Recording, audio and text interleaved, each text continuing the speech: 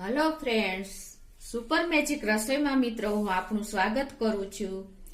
આજે હું આપણે રોજબરોજ ઉપયોગમાં આવતો રોટલીનો લોટ બાંધવાની ટિપ્સ લઈને આવી છું મિત્રો।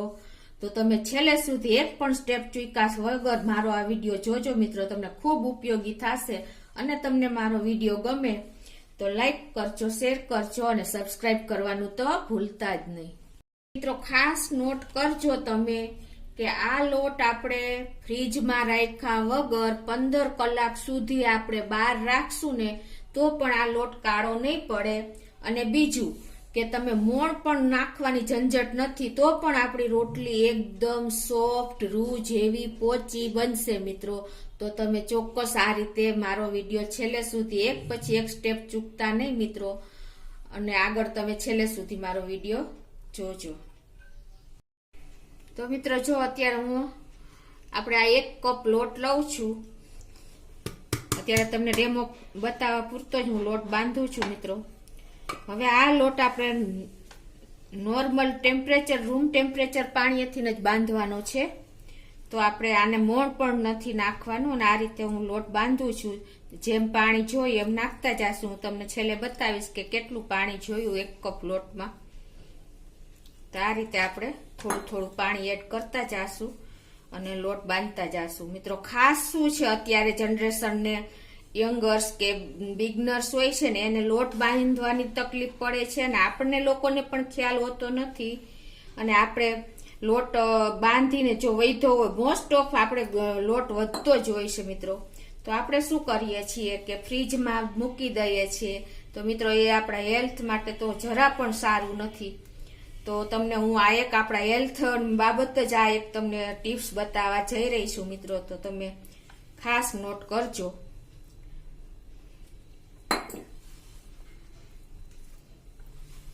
મિત્રો। આ રીતે થોડું થોડું બિગનર્સ હોય છે ને એને આ રીતે લોટમાં થોડું થોડું પાણી નાખીને અને સાવ તમને મહેનત વગર આ લોટ બાંધતા હું તમને શીખવાડીશ। તમે છેલ્લે સુધી જોજો મિત્રો। આ રીતે આપણે બહુ ઢીલો નહીં અને બહુ કઠણ નહીં એવો લોટ બાંધવાનો છે મિત્રો। હવે ઉનાળો આવી રહ્યો છે તો તમે આ બહુ જ ગરમીમાં આપણો લોટ ઢીલો પડી જતો હોય છે અને બહાર આપણે રાખી નથી શકતા ફ્રીજ સિવાય। તો એની ટિપ્સ હું તમને આજે બતાવવા જઈ રહી છું। તો મિત્રો જો આપણો લોટ બંધાઈ ગયો છે અને આમાં આપણે ખાલી ભેગો જ કર્યો છે મેં, આપણે આને મસરવાનો નથી।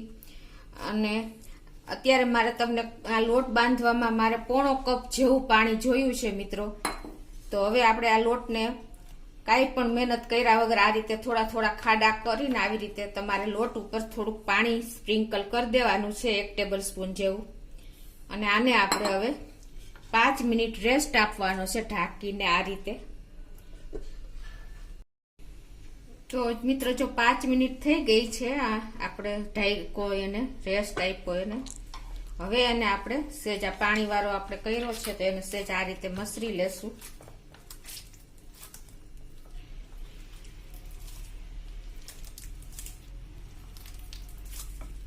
આ પાણીના હિસાબે મિત્રો આપણો લોટ એકદમ રેશમ જેવો સોફ્ટ થઈ જાય છે આ રીતે, અને બહુ મહેનત પણ નથી પડતી મિત્રો।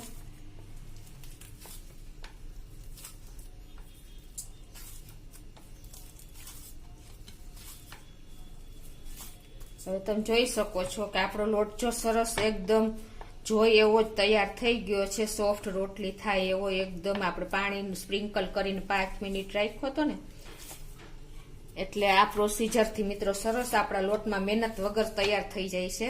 હવે આને આપણે 1 ચમચી જેવું તેલ લઈને આપણે એને મસરી લેશું।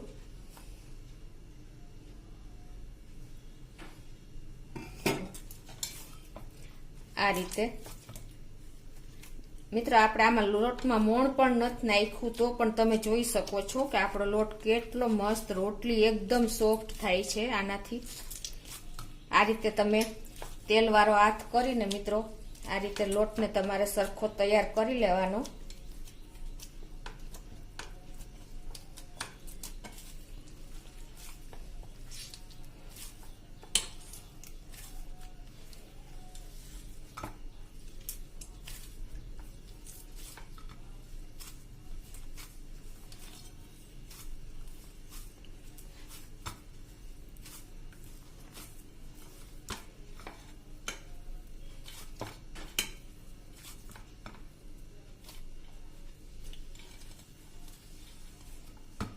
તમે જોઈ શકો છો મિત્રો, આપણે જેવો લોટ જોઈને એવો જ એકદમ ખાલી થોડીક 1 મિનિટ 1.5 મિનિટમાં જ તૈયાર થઈ ગયો મિત્રો.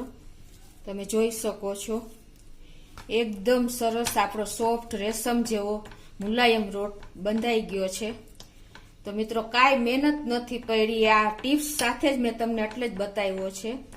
હવે શું કરવાનું છે આપણે, હવે આ લોટ લાંબો સમય સુધી બગડે નહીં અને કાળો ન પડે ને એના માટે તમારે કોઈ પણ કોટનનું કપડું લેવાનું છે અને એને ભીનું કરીને તમારે સાવ એકદમ નીચોવી લેવાનું છે, પાણીનું જરા પણ ન રહે ને એવું.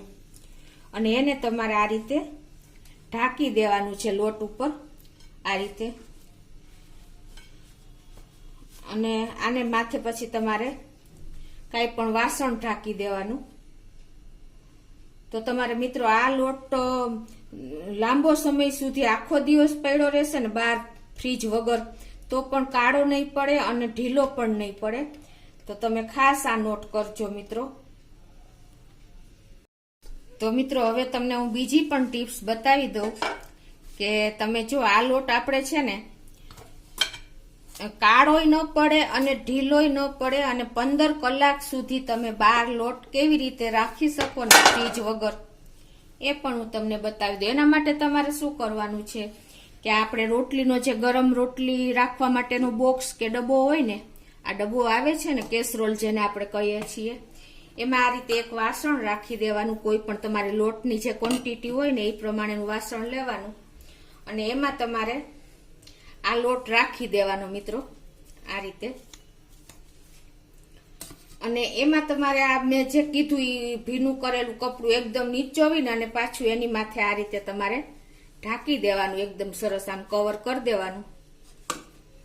અને આપણે ઢાંકણ કેસરોલનું બંધ કરી દેવાનું.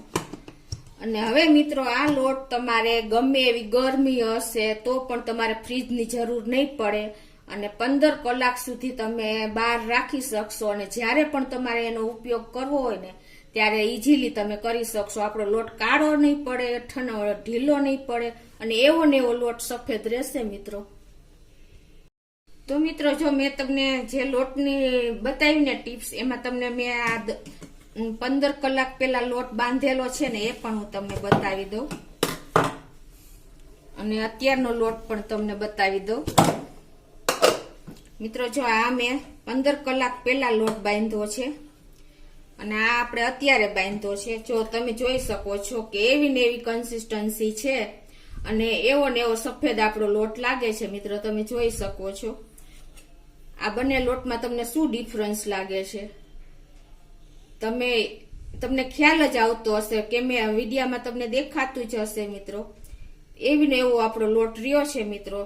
એટલે મેન તમે આ નોટ કરજો કે આપણે આ કેસરોલમાં તમે રાખશો ને આવી રીતે ભીનું કપડું રાખીને તો આપણું આ ફ્રીજનું જ કામ કરશે અને આ કેસરોલમાં એર નહીં જાય ને એટલે આપણો લોટ એવો ને એવો રહેશે, ઢીલો નહીં પડે, કાળો નહીં પડે અને તમારે જોઈએ એવો લોટ લાંબો સમય સુધી રહેશે ને તમે ગમે ત્યારે એની રોટલી બનાવવા માટે ઉપયોગ કરી શકશો મિત્રો. તો તમને મારો વિડીયો ગમે તો લાઈક કરજો, શેર કરજો અને સબસ્ક્રાઇબ કરવાનું તો ભૂલતા જ નહીં.